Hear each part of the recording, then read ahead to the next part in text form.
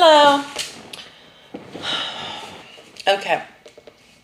So I'm going to talk about Chris Watts, and I named this video Prescription Murder because I had a little bit of time before all the chaos started again, and I was watching an old Columbo. I like Columbo. I don't know if you ever watched that. He's famous for saying, and one more thing. He's a very good detective. He's very keen, and I like that show. And there was one, I believe, it was a movie one, and I believe it was towards the end of 60s. I never did actually look up the date because I had personal things go on, basically before it even ended, but I had seen it before. So it reminded me of the Chris Watts case because the man was cheating on his wife with a younger woman, even though she was much younger, and Chris and Watts and his mistress, they were only like, the mistress was only 3 years younger. And they worked at the same jobs. But in this thing, she happened to be his secretary. There are similarities in the case, but I believe that Chris Watts was the puppet. He's more like the woman that was in this show. And NK is more like the man. And one thing that really struck my mind made me start thinking, because they were setting up that it was a robbery. Excuse me. So I started thinking, okay, maybe that's what they were going to do. Say that it was a break-in or robbery because of how the doors kept getting messed up, certain doors with the alarm system, Vivint. I think I'm saying that correct. And basically they were going to try to say maybe that the person kidnapped the girls and Shanann, and they were just going to do away with their bodies and think all was good. And there happened to be also a fire or an explosion or whatever at the oil tanks, which seems like a lot that could happen in one day, but they had recent accidents like that. Well, I think it was a year prior or so, but still. So that's the similarity.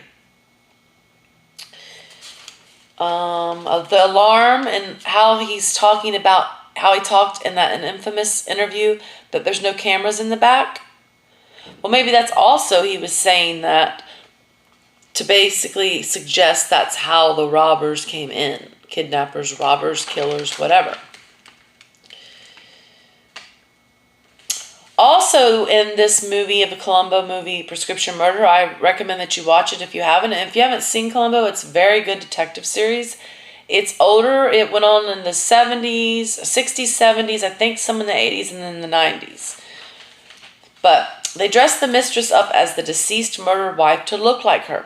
I've kind of thought that they were going to do that with the mistress. And maybe they did do that with the mistress. And that's why no one ever realized or recognized that she was there. Because they were similar in ways. Who knows? That's just a thought. Why is there no other interviews with the mistress with all this speculation and what we all think? And no other friends or boyfriends have come forward to talk about anything when they have for everybody else in this case? I find that weird. And also the phone call set up after murder. The wife is supposed to still be alive. Oh, because I had to think about that note.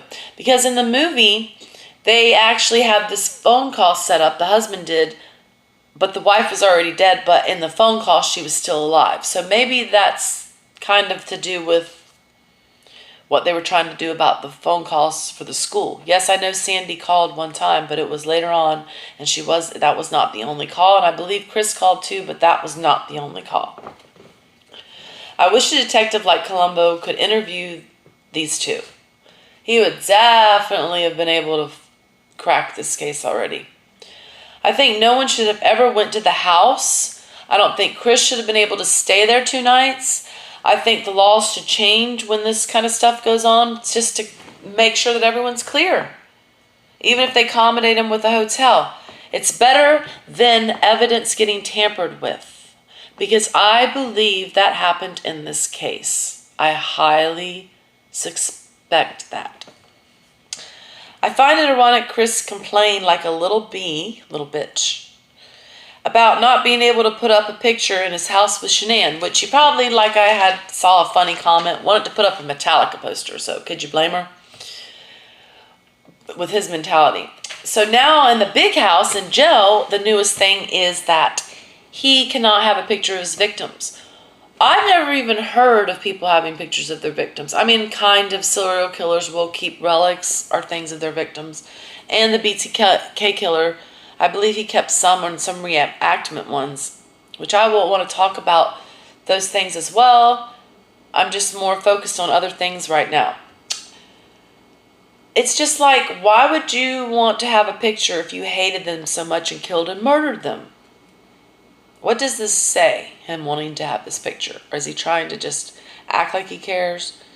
But it's funny, he's got karma because they don't even want him to have a picture in the big house. So he's not getting his way at all.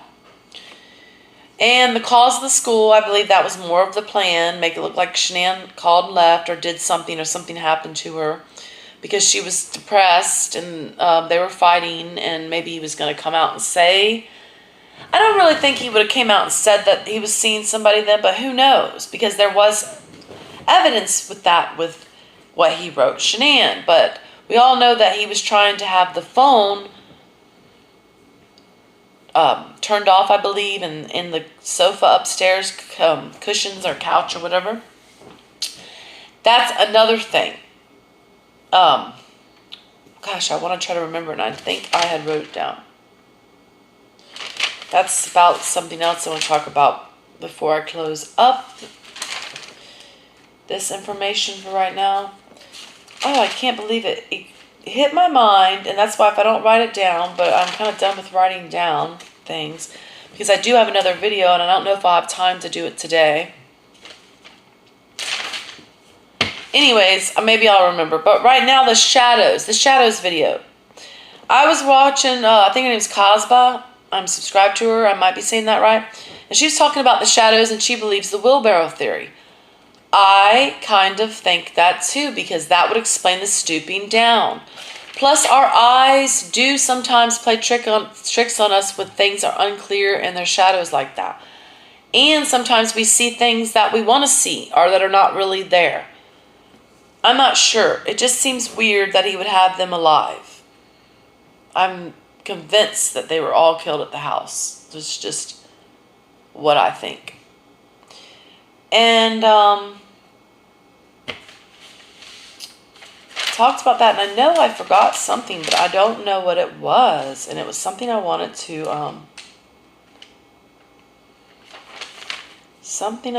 talk about. Maybe it's on this. No, it's right here.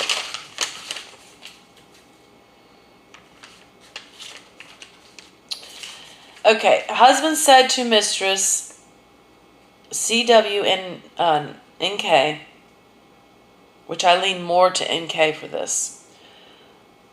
They said they said this on the Columba movie. We are in love. We want a future together. That is our justification. Because the lady was having a little bit of remorse, and like she's not wanting to do it beforehand, and then she had some remorse afterhand. I believe that is switched around in this case of who actually had remorse and who kind of wanted to back out and who wanted to go forward with the murders. And also in Columbo, the man did not come inside and say hello to his wife, because Columba comes there, and it's basically before he was supposedly finding out about the break-in. And he didn't say hello or, hello, honey, I'm home or anything. Kind of like Chris did whenever he came home that day in a rush when the cops were there, and Shanann's friend called the cops because she was worried. Way to go, Nicole Atkinson. But that's because we know, obviously, because they were already dead. He gave that away. This is the part, and I finally remembered. I'm so glad I wrote this.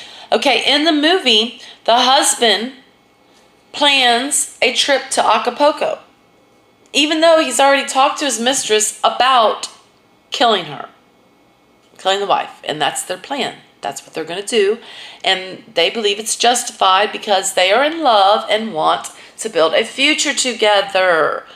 That sounds so familiar, right? But anyways, in the movie, he came up behind his wife when she was on the phone and she was really happy, strangled her with his gloves, a chokehold from behind, and there was no wounds. And then he went around making it look like a break-in and stole a few things. You have to watch it because I'm not going to get all the way into it. It's very good. I love those shows and movies. But what if Chris Watts did do that and Shanann was going to go get on the phone or be on the phone? Or that's when she was on the phone to order the hair dye. I know some saying it's automated order. But what if it's not? Or what if he did go up from behind her and chokehold her when she thought all was good and they were going to Aspen? They were supposed to go to Aspen the next weekend. That was his plan. That's why it also reminded me of this case. It gave me like a little bit of notes I wanted to write down and things I wanted to talk about. So what do you think? Let me know. Please like and subscribe. And I plan on I do have notes for the part 2. Chris Watts' family and blood's on their hand. It's not going to be as long as this, maybe. But I don't know if I'm going to do that today. So please like and subscribe and have a good day.